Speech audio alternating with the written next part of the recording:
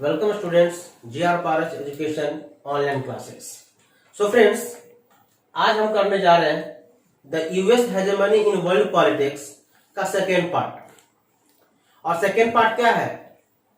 The beginning of new world order, नई विश्व व्यवस्था का शुरुआत। इस नई विश्व व्यवस्था की शुरुआत में हम क्या करेंगे कि सन 1990 में इराक क्या करता है, कुवैत पर आक्रमण कर देता है, कुवैत पर ऑक्युपाई कर लेता है, अधिकार कर लेता है।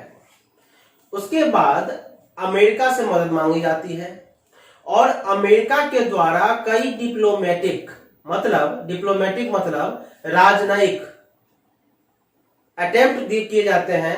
मतलब कि कई डिप्लोमेटिक वार्तालाप का दौर चलता है, डिप्लोमेटिक टॉक का, लेकिन असफल हो जाता है। जिसके बाद अमेरिका के राष्ट्रपति जॉर्ज डब्ल्यू बुश थे। कौन थे? George W Bush. तो उन्होंने इसको, कुवैत को इराक से मुक्त करवाने के लिए, उसको फ्री करवाने के लिए एक युद्ध छेड़ा, जिसे फर्स्ट गल्फ वॉर के नाम से भी जाना गया।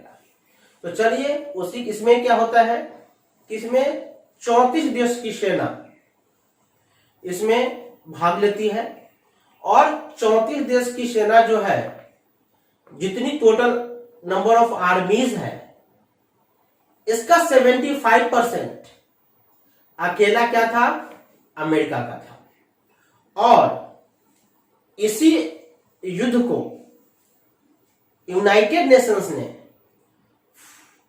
ऑपरेशन डेजर्ट स्टॉर्म के नाम से बताया। हालांकि इस समय इराक के राष्ट्रपति कौन थे? सद्दाम हुसैन। और इराक जो था, सद्दाम हुसैन तो बड़ी बड़ी बातें करने के लिए करते थे। उन्होंने कहा कि गाजर मूली की तरह अमेरिकी सेना को इराकी सेना धराशायी कर देगी। यह 100 जंगों के बराबर एक जंग होगा। यह युद्ध अपने इतिहास में अपने आप में जाना जाएगा। लेकिन कहावत है ना कि जो बादल गरजते हैं वो बरसते नहीं। बार्किंग डॉग्स सेल्डम बाइट, भौंकने वाले कुत्ते शायद ही कभी काटते हैं। उसी प्रकार से ये बात सिद्ध हुई सद्दाम हुसैन की, जो इराक के राष्ट्रपति थे। हालांकि अमेरिका को उम्मीद थी कि इराक कुवैत को फ्री कर देगा, आजाद कर देगा, खाली कर देगा। क्यों? क्योंकि पहले इराक और ईरान में 36 का आंकड़ा हुआ करता था। ईरान को सपोर्ट कौन करता था? Russia, USSR. और इराक को सपोर्ट कौन करता था? अमेरिका। लेकिन जब 1991 में यूएसएसआर क्या होता है, खत्म हो जाता है, तो क्या होता है कि उसको ये उम्मीद होती है, किसको? इराक को, अमेरिका को, कि इराक हमारी बात मानेगा। लेकिन इराक अमेरिका की बात मानने से भी इनकार कर दिया, जो अमेरिका उसको संरक्षण दे रहा था पहले। जिसके कारण अमेरिका को अपनी जिल्लत महसूस हुई, बेइज्जती महसूस हुई। और उसने कहा कि जिसको हम सपोर्ट करते रहे आज तक, वही हमारी बात मानने से इनकार कर रहा है, तो नहीं, इसकी कीमत तो चुकानी पड़ेगी। तो दोस्तों, उसी के बारे में आज हम बात करने जा रहे हैं। सो चलिए देखते हैं क्या है। Beginning of the new world order, मतलब नई विश्व व्यवस्था की शुरुआत हो चुकी है। इन अगस्त 1990 Iraq invaded Kuwait and quickly occupied it. Iraq ने क्या किया? कुवैत पर आक्रमण करता है और बहुत जल्द ही कुवैत को अपने कब्जे में ले लेता है। After failed of diplomatic attempts Iraq to quit aggression, बहुत सारे राजनयिक तरीके से वार्तालाप के दौर चले, डिप्लोमेटिक टॉक अटेम्प्ट्स किए गए इराक के साथ कि इराक अपना एग्रेशन छोड़ दे और कुवैत को फ्री कर दे। लेकिन इराक कहा नहीं, हम ऐसा नहीं करने वाले। US president George H.W. Bush held the emergence of new world order. और उसी समय अमेरिका के राष्ट्रपति जॉर्ज H.W. बुश थे, जिन्होंने एक न्यू वर्ल्ड ऑर्डर के नाम से एक संगठन बनाया जिसमें कई सारे देश शामिल हुए, जिसे न्यू वर्ल्ड ऑर्डर, नई विश्व व्यवस्था का नाम दिया गया। उसके बाद एक collision of 34 countries fought against Iraq and defeated it, which was termed as first gulf war. 34 देशों की सेनाओं ने, लगभग 6,60,000 सेनाएं थी, जिसमें से 34 देश की सेनाओं ने भाग लिया और इराक को हरा दिया, और जिसको फर्स्ट गल्फ वॉर के नाम से जाना गया। मतलब हिंदी में अगर बात करें तो प्रथम खाड़ी युद्ध के नाम से जाना गया। उसी को यूनाइटेड नेशंस क्या करता है, UN named this operation as operation desert storm. United Nation क्या कहता है, ऑपरेशन डेजर्ट स्टॉर्म के नाम से इसको जाना जाता है। The 34 countries coalition has 75% American force. 34 देशों की मिलीजुली सेना में 3/4 अर्थात 75% सिर्फ अमेरिका की फोर्स थी। The first gulf war revealed, जब प्रथम खाड़ी युद्ध हुआ इसमें क्या क्या चीजें देखने को मिली। पहली बात तो ये कि vast technology gap between US and the rest world. America की टेक्नोलॉजी और पूरे विश्व की टेक्नोलॉजी में बहुत बड़ा गैप देखने को मिला। अमेरिका के पास जो टेक्नोलॉजी है वो शायद ही किसी के पास टेक्नोलॉजी हो। यूएस मिलिट्री कैपेबिलिटीज और अमेरिकी सेना की जो कैपेबिलिटीज है, क्षमता है, योग्यता है, उसको भी दुनिया ने देखा।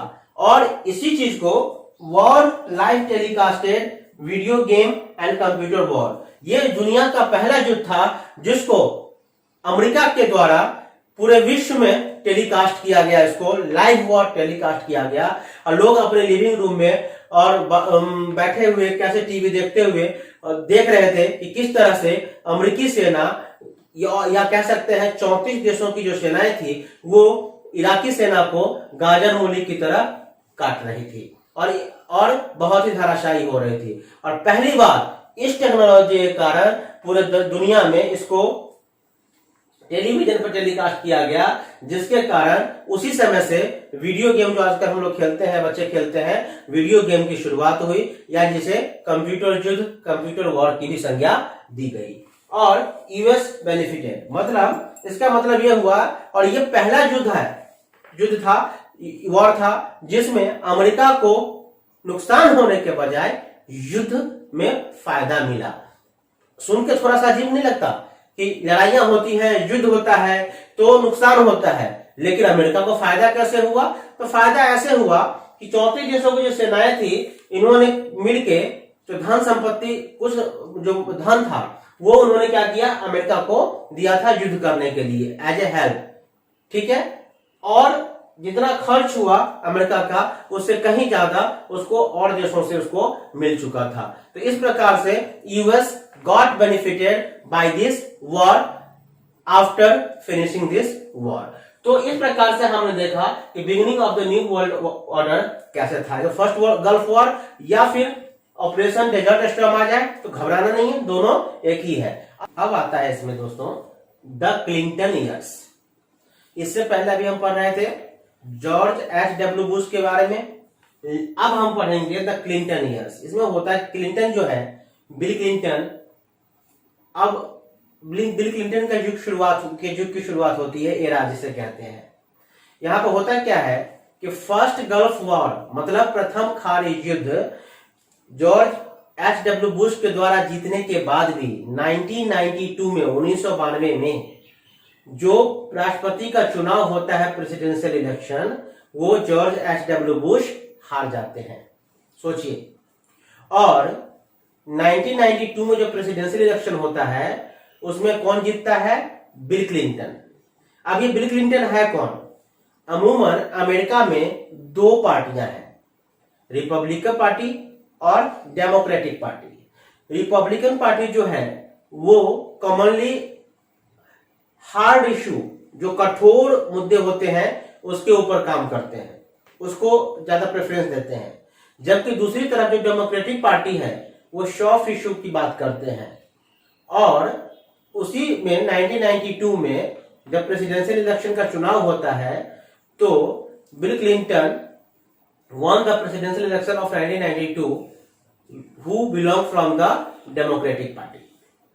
और उसके बाद जो डेमोक्रेटिक पार्टी है, after winning the election bill Clinton pushes the soft issue like climate change, जिसे हम जलवायु परिवर्तन कहते हैं, वर्ल्ड ट्रेड, दूसरे देशों के साथ व्यापार कैसे करना है, उसके अलावा आपको डेमोक्रेटिक प्रमोशन, लोकतंत्र को बढ़ावा कैसे देना है, तो इन सब मुद्दों पे बिल क्लिंटन ने काम किया है। ठीक है, तो अब हम बात करते हैं, even winning the first gulf war, US president George H.W. Bush lost the election of 1992। मतलब जीतने के बाद भी, फर्स्ट गल्फ वॉर जीतने के बाद भी ये इलेक्शन हार जाते हैं, लॉस्ट कर देते हैं। US has two party system, यहां पे क्या है, दो पार्टी सिस्टम है। जैसे इसे हम कहते हैं, क्या कहते हैं, टू पार्टी सिस्टम। हमारे इंडिया में क्या है, मल्टी पार्टी सिस्टम है। तो US has two party system, Republican party और डेमोक्रेटिक पार्टी। यूजुअली रिपब्लिकन जो पार्टी जो है, रिपब्लिकन पार्टी जो है किसको करता है, हार्ड इश्यू को प्रेफरेंस देता है, जबकि डेमोक्रेटिक पार्टी जो है सॉफ्ट इश्यू को प्रेफरेंस देता है, जैसा कि मैंने अभी आपको बताया। Mister bill Clinton of the democratic party won the election of 1992, presidential election 1992 के ये जीत जाते हैं। और उन्होंने क्या फोकस किया, he focused soft issues like democratic promotion, लोकतांत्रिक प्रक्रिया को बढ़ावा देना, लोकतंत्र को बढ़ावा देना, क्लाइमेट चेंज, जलवायु परिवर्तन, जिसे हम ग्लोबल वार्मिंग कह सकते हैं, या उसी में बहुत सारी चीजें होती हैं, तो उसको कंट्रोल करने की बात करते हैं। वर्ल्ड ट्रेड, विश्व व्यापार को बढ़ावा देना बजाय हार्ड पावर के, युद्ध की नीति को थोड़ा सा वो कम प्रेफरेंस देते हैं as compare to soft issues. तो इस प्रकार से जो था द क्लिंटन ईयर्स आया है। ऐसा नहीं है कि जॉर्ज H.W. बुश के समय में गल्फ वॉर हुआ और बिल क्लिंटन के समय में गल्फ वॉर नहीं हुआ, ऐसा बिल्कुल नहीं है, क्योंकि अमेरिका ने अपने आत्मसम्मान की रक्षा और अमेरिका अपने डिग्निटी प्राइड की रक्षा करना हमेशा से जानता है और हमेशा किया है। तो बिल क्लिंटन के समय में भी कुछ वॉर हुए हैं और कैसे हुए हैं, जिसके बारे में हम आपको जानकारी देंगे नेक्स्ट वीडियो में। तो इस वीडियो को देखिए, लाइक कीजिए, सब्सक्राइब कीजिए एंड शेयर करना ना भूलें। Thank you.